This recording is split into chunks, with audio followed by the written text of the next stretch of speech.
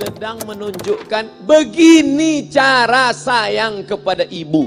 Wahai kalian yang tak menghormati ibu, yang menyepelekan ibu, yang merendahkan ibu. Malam ini lihat, beliau tidak ada ceramah, tidak ada tausiah, tapi langsung dibuat begini cara menghormati ibu. Ini sekarang banyak orang tak menghormati ibu. Berapa banyak ibu yang awalnya bantu-bantu, lama-lama jadi pembantu.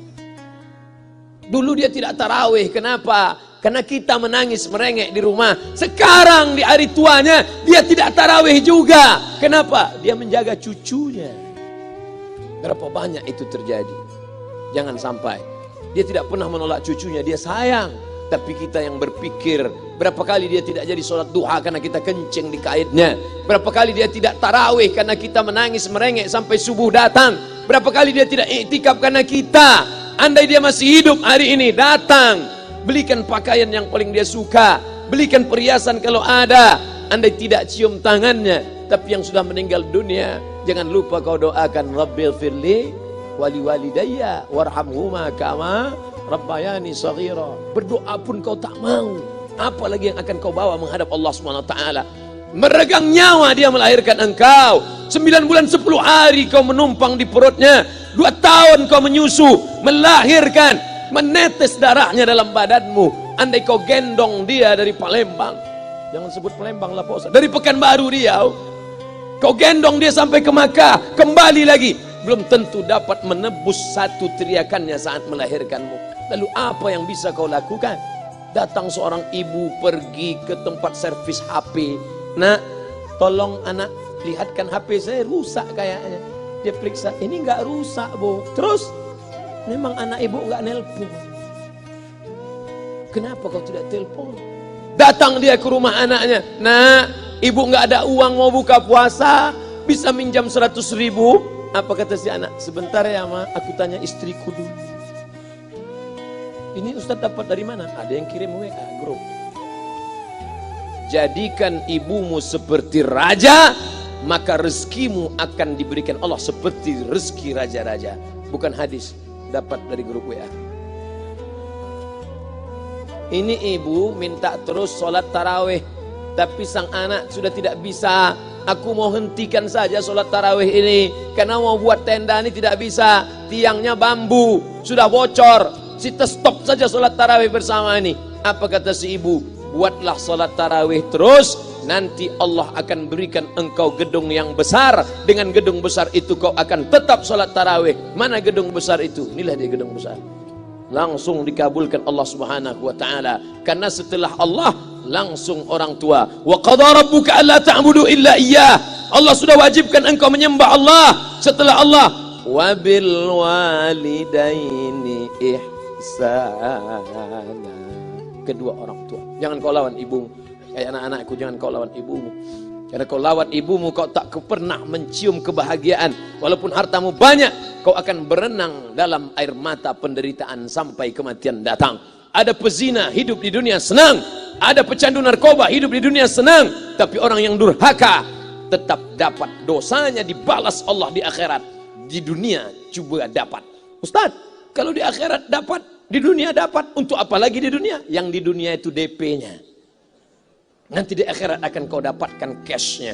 Oleh sebab itu jangan main-main dengan ibu. Datang seorang laki-laki, ya Rasulullah, izinkan aku mati syahid. Karena orang yang mati syahid itu tidak akan merasakan sakratul maut illa kal qars, seperti cubitan pada tangan.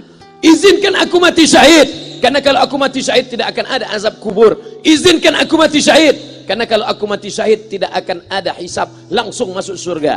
Nabi bertanya, alaka min ummin, ibumu masih hidup? Ibumu ada di rumah? Ya.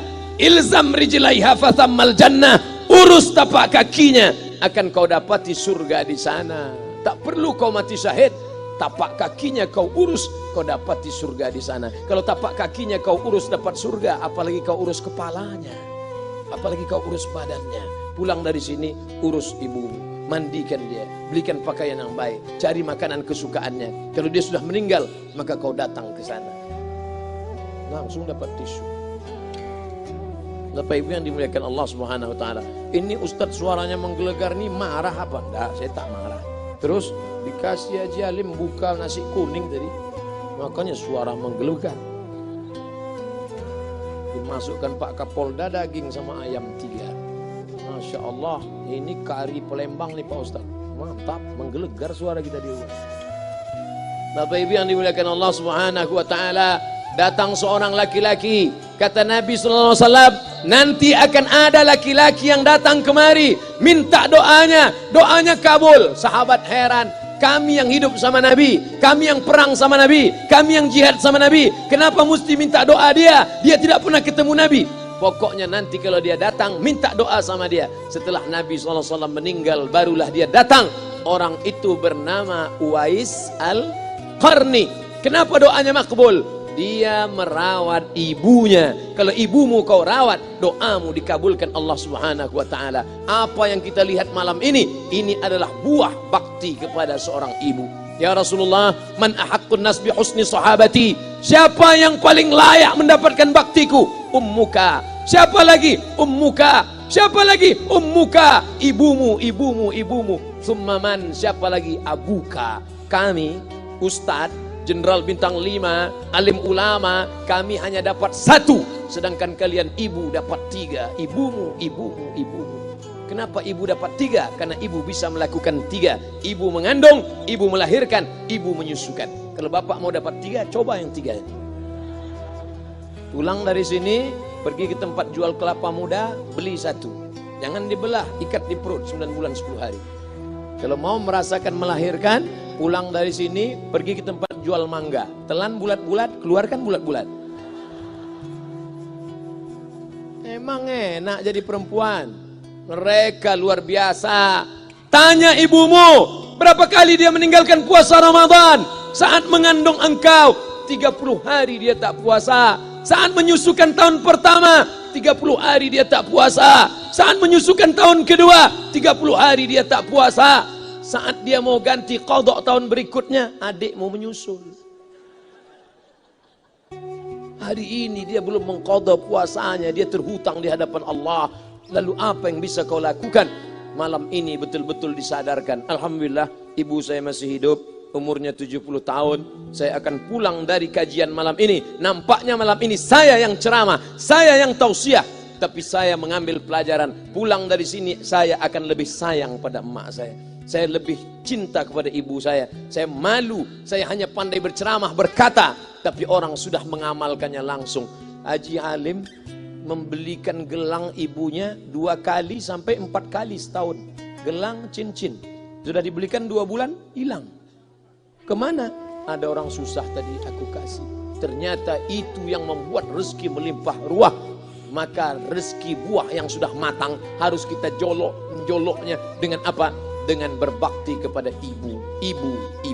Bapak ibu yang dimuliakan Allah, saudara-saudaraku yang dimuliakan Allah Subhanahu wa taala. Ibu ini luar biasa. Sampai-sampai ibu, Ustaz jangan nunjuk pakai tangan kiri lah. Oke, pakai kanan. Ibu, andai ngomong ibu salah, tetap dikabulkan Allah Subhanahu wa taala. Ada seorang ibu memanggil anaknya, "Ya Juraij, wahai Juraij." Anaknya sedang beribadah. Ibadah pada Allah atau nyambut ucapan ibu? Allah lebih mulia, dia diam. "Ya Juraij." Dia tetap diam. "Ya Juraij." Dia tetap diam. Dia tidak jawab seruan ibunya. Sampai akhirnya ibunya berkata, apa kata ibunya? "Allahumma la tumitshu hatta turihi wujuhal mumisat."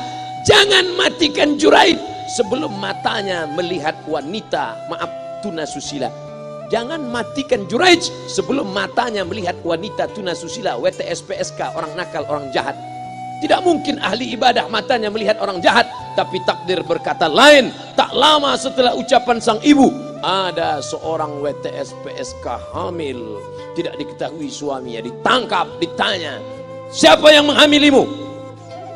Apa kata si perempuan? "Yang menghamiliku adalah Juraij." Sampai Juraij ketika difitnah, perempuan wanita susila itu ditanya, "Siapa yang menghamilimu?" Ternyata dia berkata, "Juraij." Akhirnya mereka menangkap Juraij. "Juraij, ternyata engkau selama ini pura-pura saja menjadi pelaku ibadah. Engkau ternyata sudah menghamili perempuan ini." Mereka menghancurkan tempat ibadah Juraij. Tapi kemudian Juraij sabar. Dia katakan, "Nanti tunggu anak itu lahir, kalian baru tahu." Setelah tak lama anak itu pun lahir dan mereka bertanya,